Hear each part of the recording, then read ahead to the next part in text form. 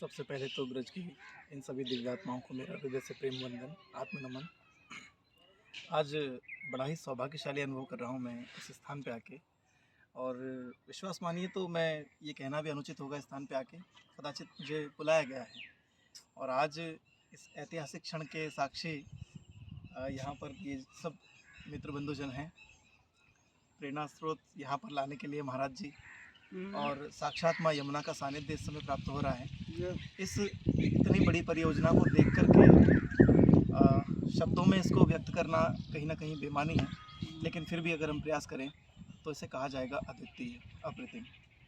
महाराज जी का अभीष्ट, उनका संकल्प, उनका विचार निसंदेह ठाकुर जी की प्रेरणा से हो सका है, लेकिन इसको पूरा करते करते हम सभी को अपनी निष्ठा और अपनी श्रद्धा का पूर्ण समर्पण करना चाहिए। अपना जितना भी हम पौरुष लगा सकते हैं हमारी नदियों को शुद्ध करने में, इनको अविरल रूप से बहने देने में हमें लगाना चाहिए, क्योंकि संसार की कोई भी सभ्यता जल के बिना कल्पित नहीं है। आप चाहे अगर मिस्र की सभ्यता को देखें, मेसोपोटामिया की सभ्यता को देखें, या रोमन सभ्यता को देखें, या किसी भी एक कल्चर को देख लें, नदियों के किनारे ही सारी सभ्यताएं विकसित हुई हैं। सिंधु के किनारे हमारा पूरा सनातन और आर्यावर्त की सभ्यताएं विकसित हुई हैं। गंगा और यमुना पर तो पूरे इतने सारे तीर्थ हमें प्राप्त हुए हैं। ब्रह्मपुत्र जैसी इतनी नदियां जो अखंड भारत में बहा करती हैं।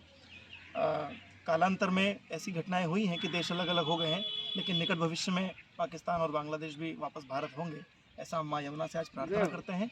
और इसके साथ ही ये जो प्रोजेक्ट है मिशन यमुना, आज और इसी समय से मैं स्वयं भी इस मिशन यमुना के साथ में चलने के लिए अपनी स्वीकृति और माँ यमुना को बहुत बहुत धन्यवाद और आभार प्रकट करना चाहूँगा कि मुझे स्वीकार किया। आप सभी जहाँ भी हैं, जिस स्थान पे से भी ये वीडियो देख रहे हैं, माँ यमुना को शुद्ध करने के लिए चाहे किसी भी प्रकार का सहयोग करना पड़े, और वो किसी भी प्रकार की प्रेरणा से प्राप्त हो, चाहे सामाजिक, आर्थिक, राजनीतिक या भौगोलिक, यदि आपके पास किसी भी तरह का कोई समाधान हो, इस पर कोई नियोजन हो, तो बिल्कुल स्वागत योग्य है।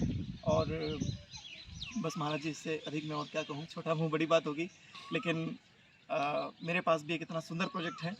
यदि जी जी बंसल जी, जो कि निसंदेह एक महापुरुष हैं और वाकई में एक बहुत ही श्रेष्ठ पुरुषार्थ उनका रहा है, उनको भी बहुत बहुत सारा आशीर्वाद है माँ यमुना का, ठाकुर जी का, और हमारा भी बहुत बहुत शुभकामनाएं, हृदय से शुभकामनाएं। ऐसे कार्य सदा सदा के लिए चलते रहें, और आप जैसे योद्धा जो सब यहाँ विराजमान हैं, आप जैसे कई योद्धा इस यमुना के मिशन में इसको अविरल बहाने में सदा प्राप्त होते रहें। इन्हीं शब्दों के साथ